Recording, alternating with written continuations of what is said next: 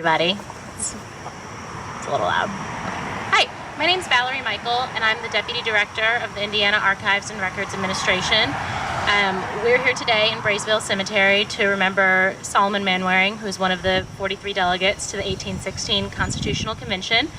And I'd like to start by saying the Pledge of Allegiance.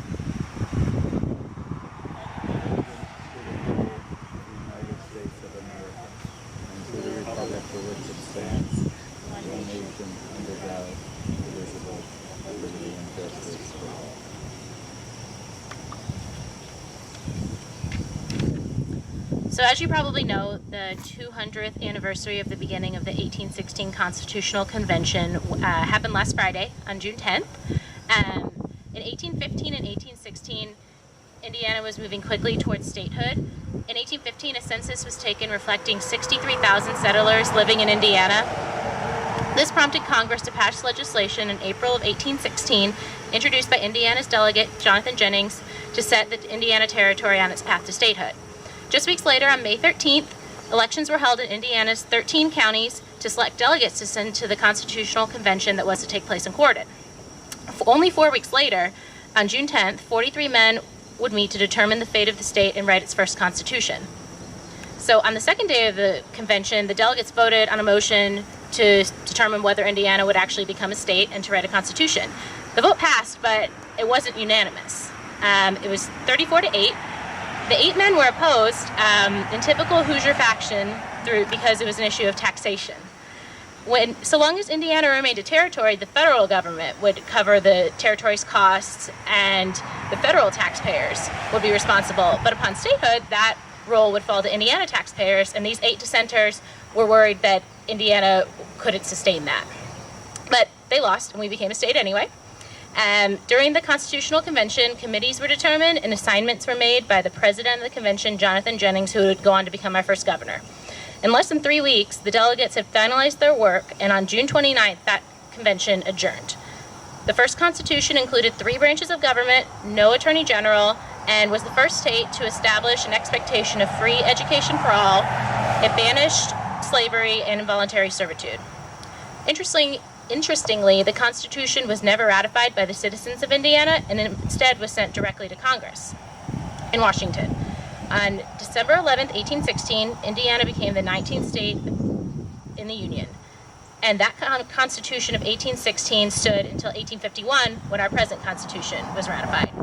Happy 200th birthday, Indiana, and thank you to Soloman Manwaring for your contributions to this state. So a little bit about Soloman Manwaring. This is where he's buried. We're going to go visit his grave after I make my remarks.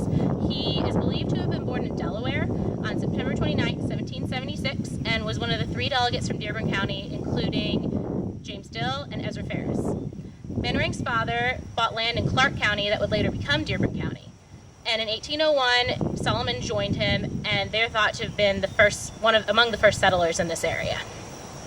He married the sister of Delegate Robert Hanna, who's buried in Indianapolis, and Manwaring was a lawyer, judge, and surveyor, who in fact surveyed and platted the town of Brookville in what would later become Franklin County, and was elected to the Legislative Council in 1809 and 1810. He was a judge at the Court of Common Pleas in 1811, and was an associate judge in Dearborn County in 1814. He was also the Dearborn County coroner. And in 1816, when he was 40, he was one of the 3 delegates from Dearborn County to go to the Constitutional Convention in Corden. He was a member of 3 committees, Bill of Rights, Existing Laws and Courts, and the Banking Committee. And after the convention in 1816, he would serve as the Dearborn County Associate Judge until 1830, which is a long time for a lot of these delegates. As you can see through the years, they didn't hold a lot of these jobs for a long time, so for him to be judge for that long is impressive. And he died on February 11th, 1836 at the age of 60, and he's buried here. So I'm going a little out of order since we're going to go back to do the flower laying at the end. So there's 2 of you holding flags in the audience right now, the United States flag and the Indiana flag. These are significant because these 2 flags flew over the State House in Indianapolis on Memorial Day of this year, and they're visiting all 43 grave sites well, not all 43 because they're not all buried in Indiana, but the ones who are buried in Indiana that we're memorializing this month, they're visiting all of those sites. And when the new State Archives building is completed in approximately 2018, they will hang in the atrium of the new building in Indianapolis, along with copies of the 1816 and 1851 constitutions. So thank you for holding those today.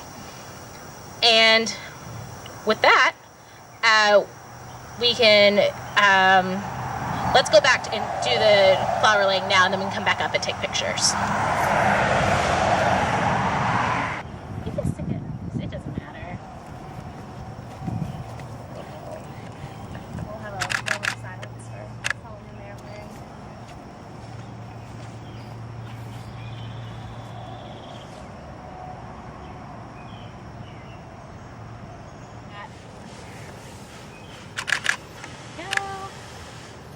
I called him at 5 o'clock last night coming back from the south.